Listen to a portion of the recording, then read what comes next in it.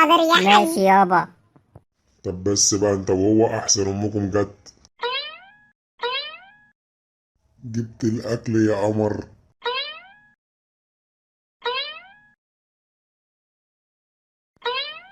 اللي بقول لك ايه يا اخويا، هي مين القمر اللي بيجيب لك الاكل دي؟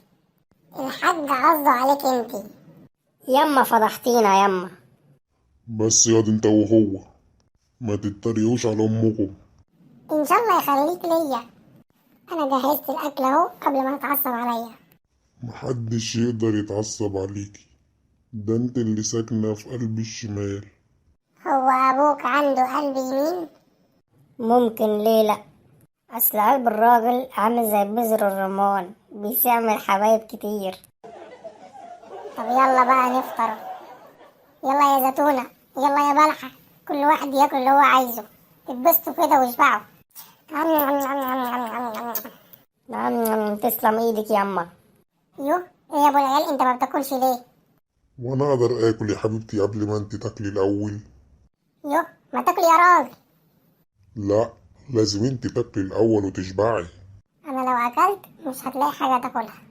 بالهنا والشفا، ولو لسه جعانة اروح اجيبلك اكل تاني. الله عليك يابا. مالك يا ابو العيال، انت عيان ولا حاجة؟ انا عيان بيك يا حبيبي. ده ايه الرومانسية دي كلها؟ العب يا حاج. اللي يحبك يتعلم الرومانسية علشانك. تسلم لي يا قلبي. هو ده الشغل. عايزين يا ابني انت وهو، انتوا مش فطرتوا؟ ما يلا تنزلوا البحر انتوا الاتنين. ننزل المية يابا. يا حبيبتي انت ما تتعصبيش ولا تزعلي نفسك. القمر اللي زيك لازم يفضل طول الوقت مبسوط. انا هد الدنيا عشانك واجيبلك بلح وزيتون. وده ازاي ده يابا؟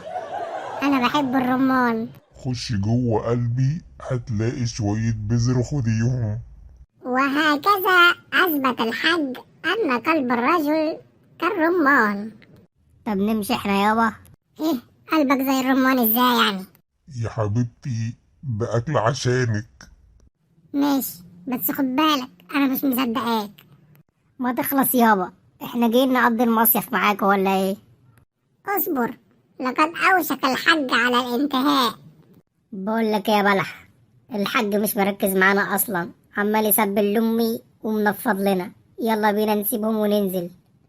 يا حج احنا نازلين البحر.